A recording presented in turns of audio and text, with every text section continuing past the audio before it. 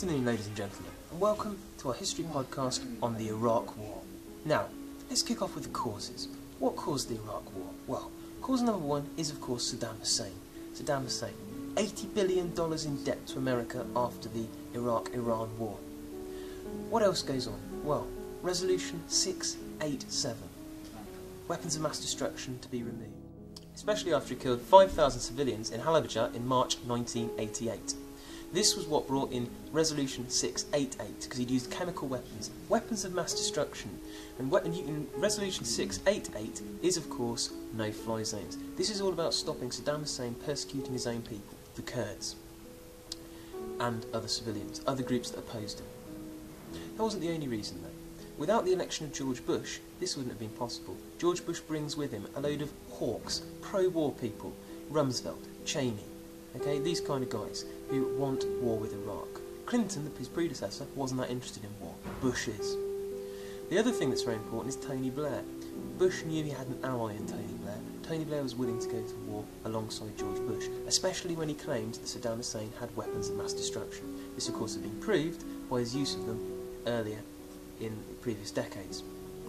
Now, Tony Blair claimed that Saddam Hussein could attack Britain in 45 minutes. You got it? Watch it carefully. 45 minutes. 4-5. That's pretty quick time. That's shorter than a lesson. That was the claim. It wasn't the reality, but it was the claim. Final really important point, Iraq Liberation Act. You're thinking $100 million? You'd be right. Okay, this is what the Americans give Saddam's opponents to try and overthrow him. But it's not working. So, they'd run out of options. War was the only solution, especially when Saddam kicked out UN Weapons Inspector Hans Blix in 2002. This led to Resolution 1441, watch it again, 1441. Okay, severe consequences. Could mean anything. In this case, of course, it meant war. Okay, so part 2, success of the mission. Remember, all of this happens in 2003.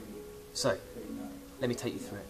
17th of March, Saddam doesn't tell anyone anything. The Americans tell Saddam to get out of the country. 19th of March, the bombing begins. Shock and awe. Shock and awe. This is a massive bombing raid that's meant to impress the Iraqis so much they give up. Of course they don't.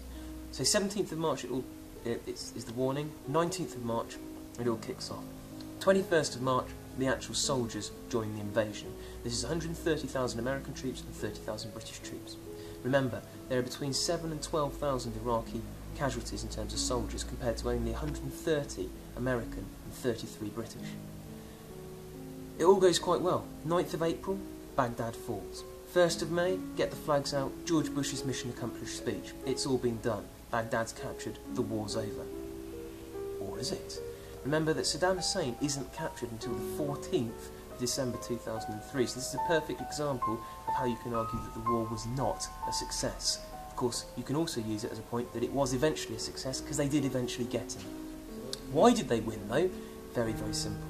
Pinpoint bombing, superior technology, better weaponry. Remember, a lot of the Iraqi army had Cold War weaponry and that kind of stuff.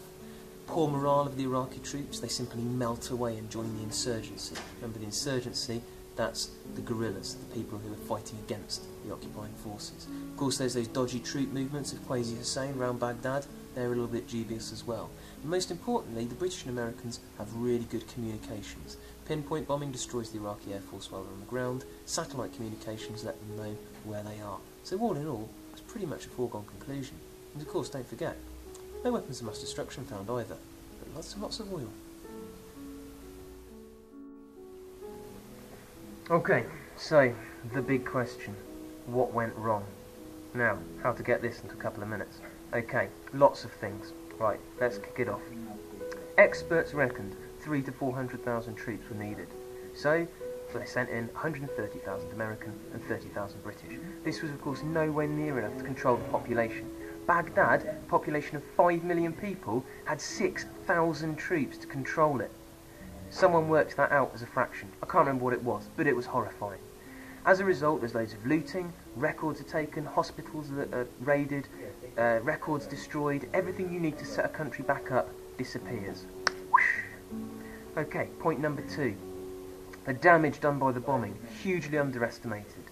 This makes moving stuff around afterwards in the reconstruction problematic.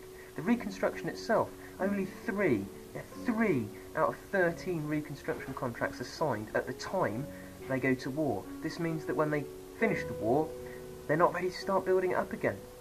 It gets worse. The CPA, Coalition Provisional Authority, that are put in charge, when they create this organisation, they've got no desks, no computers, no real office space. There's nowhere to really set stuff up. This is made worse by the fact they put Paul Bremer in charge of it. Paul Bremer, lovely bloke, no experience in Middle Eastern affairs, hasn't got a clue. 2 huge mistakes he makes. Number 1, he dissolves the security services. This makes 300,000 people with guns unemployed overnight, just like that. What do? They disappear. They take their guns with them, they join the insurgency. Number 2, 30,000 Ba'ath Party members, able administrators who know how to run the country, fired overnight because he thinks they're going to be loyal to Saddam Hussein. So he has to replace all these experienced administrators, and he can't. So the country grinds basically to a halt. This is only made worse by the findings in Abu Ghraib. Remember, Abu Ghraib is a jail in which they find 10,000 Iraqi prisoners. This is the point at which the effort to win hearts and minds really fails. These people have been locked up without charge on tip-offs, just like in the old days against Saddam Hussein. Of course, you could also at this point mention the Green Zone, that perfect base in Baghdad where everything is American. Bacon sandwiches, alcohol, no power cuts, air conditioning while the rest of Iraq suffers. You can understand, really, why the Iraqi people weren't that impressed with the invasion overall. Just remember that the average wage drops to $24 to $60 a year, from between $1,000 and $1,200. Life expectancy drops. Water accessibility drops down to 30%. Life doesn't get better.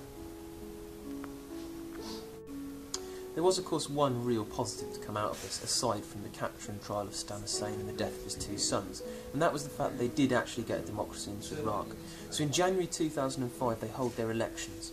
This is a slightly complicated process because of all the tribal groups, but by April 2005, after an election in January and a turnout of 58%, which isn't bad, they actually, in April, get a government together. So you could use that argument and say, well, it was a success because they got rid of Saddam and they created a democracy.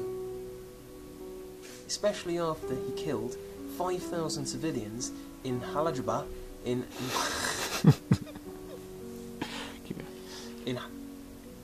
especially after he killed 5,000 civilians in Halabja in March. I'm still not convinced that's how you pronounce it. Especially after he killed 5,000 civilians. No, I'm not.